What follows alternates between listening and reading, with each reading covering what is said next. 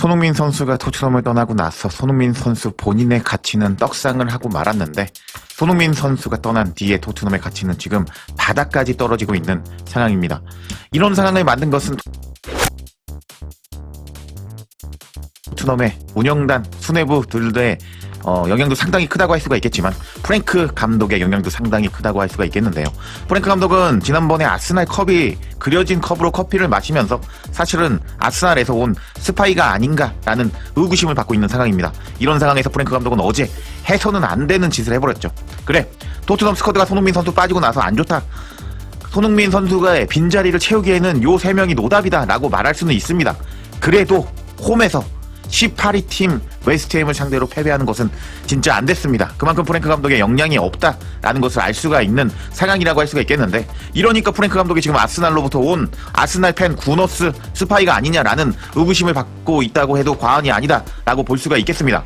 이런 상황 속에서 어제 드러났죠. 마티스 텔, 그리고 시몬스, 그리고 오도베르, 이 녀석들 3명이 손흥민 선수의 대체자가 되기에는 엄청나게 부족하다는 것이 드러나고 말았는데, 그래서 이번 영상에서는 이렇게 토트넘을 망치고 있는 프랭크 감독이 어떻게 될 것인지에 대한 최신 소식 전해드리고요. 그리고 이 노답 삼형제의 실력을 드디어 깨달았거든요. 18위 팀도 못 잡는 이 노답 삼형제의 실력이 들통이 나자 토트넘 현지 팬들이 손흥민 선수를 찾고 난리가 났습니다. 그 소식까지 전해드려 보도록 하겠습니다. 그럼 관련 소식들 바로 알아볼까요? 프랭크 감독이 리그 18위 팀도 못 잡자 영국 매체들이 프랭크 감독을 일제히 공격했습니다. 현재 프랭크 상황에 대해서 밝힌 가장 따끈따끈한 소스가 높은 소식은 타임스포츠의 탐 알렛 기자를 통해서 전해졌습니다. 내용을 살펴보면 첫 번째 소식은 이제 다양한 소식들이 떴거든요. 첫 번째 소식은 토트넘은 구단 수뇌부가 프랭크를 경질할지 말지 검토하는 가운데 프랭크의 대안이 될 수 있는 옵션들을 이미 논의했다는 상황이다.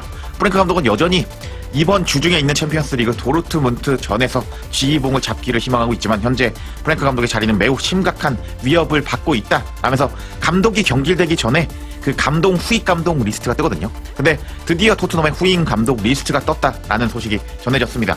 그리고 또 후속 소식으로도 타임즈의 탐 알렛 기자가 똑같이 소식을 전했는데, 프랭크 감독은 월요일에 예정된 팀 훈련과 오후 3시 30분 정례 기자회견을 소화할 계획이다. 하지만 구단 관계자들은 일요일 저녁 기준으로 그가 실제로 그 일정을 수행할지 여부를 확인해주지 않았다. 설령 도르트문트전을 지휘하더라도 그의 미래는 여전히 불확실한 상태다 라면서 프랭크 감독이 원래 모든 토트넘 그리고 모든 영국 클럽팀은요, 경기 시작하기 전에 기자회견이 무조건 잡힙니다. 근데 그것에 대해서 현재 구단 수뇌부들이 할지 말지 확정 주지 않았다 하면서 그만큼 프랭크 감독의 입지가 안 좋다라는 소식을 전했습니다. 그리고 또 충격적인 소식이 전해졌는데요. 지금 최근에 다들 아시겠지만 레알 마드리드 감독을 하다가 사비 알론소 감독이 구단과의 충돌 그리고 성적 부진, 선수들과 충돌로 경질당했습니다.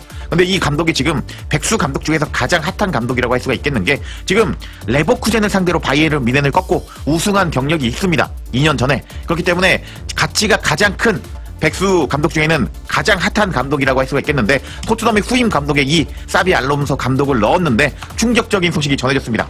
사비 알론소는 프리미어 리그 이적에 긍정적인 입장이지만 휴식을 원하고 있으며 6월부터 들어오는 제안을 검토할 계획인 것으로 알려졌다 하면서 이게 어떻게 해석을 해도 되겠느냐, 지금 토트넘의 이 쓰레기 같은 선수들 마티스 텔, 그리고 사비 시몬스, 그리고 오도베르가 뛰는 것을 보고 이제 18위 팀도 못 잡는 것을 봤잖아요, 사비 알론소가. 그러다 보니까 토트넘에게 제안을 받았지만 사비 알론소는 바로 승낙하지 않고 6월까지 기다려볼게요 하면서 손흥민 선수가 없는 토트넘의 스쿼드를 보고 지금 토트넘 감독직을 거절했다라는 충격적인 소식이 전해졌는데, 와, 지금 토트넘 상황이 어떻게 흘러가는지 아시겠죠? 지금 최근에 현대 축구가 미쳐서 첼시 그리고 맨유 등등등이 이름값 있는 감독을 구하지 못하고 있습니다. 이런 상황 속에서 지금 백수인 감독 중에서 가장 핫한 감독인 사비 알론소와 연결이 됐고 영입할 찬스를 얻었는데, 사비 알론소가 손흥민 선수 없는 토트넘의 스쿼드를 보고 토트넘 이적을 거절했다라고 볼 수 있는 충격적인 상황이라고 할 수가 있겠는데, 와, 손흥민 선수의 빈자리가 이렇게 크고 그리고 프랭크 감독이 토트넘을 얼마나 망쳐놨는지를 알 수가 있는 이번 상황이라고 할 수가 있겠습니다. 이런 상황 속에서 토트넘 현지 팬들이 손흥민 선수의 소중함에 대해서 다시 깨닫게 돼서 화제가 되고 있는데, 그 소식도 이제부터 살펴보도록 하겠습니다. 어제 새벽에 있었던 경기 다들 보셨을 겁니다. 손흥민 선수의 대체자라고 그렇게 기대감을 주었던 마티스 텔은 슈팅 난사를 하면서 그냥 클래스가 엄청나게 떨어진다는 것을 보여주었습니다. 그럼 손흥민 선수의 등번호 7번을 이어받은 사비 시몬스는 어땠을까요? 이 사비 시몬스는 솔직히 말해서 지금 어제 어떤 팀이랑 붙었냐? 리그 18위 팀이랑 붙었습니다. 사비 시몬스가 아직 어리다고는 하지만 그래도 분데스리가에서 씹어먹고 온 1000억 몸값의 선수였기 때문에 손흥민 선수의 등번호를 이어받은 만큼 보여줬어야 됐습니다. 근데 이 녀석도 특별하게 좋은 모습을 보여주지 못했고, 그리고 오도베르 역시 드리블 하나 잘 친다고 손흥민 선수의 빈자리를 메꿀 것이다 라고 엄청나게 기대를 받았는데 그냥 손흥민 선수의 임팩트 영향력에는 크게 미치지 못하는 모습을 보여주었습니다. 이런 상황 속에서 이제 한 게시물이 올라왔는데 이 게시물이 난리가 났습니다. 손흥민 선수의 하이라이트 영상을 올리면서요, 이제 그들은 진짜로 텔과 오도베르가 손흥민 선수보다 낫다고 이야기를 했었잖아 라면서 너네들 마티스 텔과 오도베르가 손흥민보다 낫다며, 근데 손흥민 선수 빈자리 못 채우잖아 라는 게시물이 올라왔는데, 이 게시물에 지금 현지 팬들이 난리가 나서 다양한 반응을 보여주고 손흥민 선수의 소중함에 대해서 깨달은 모습을 보여주고 있었는데, 한번 살펴보겠습니다.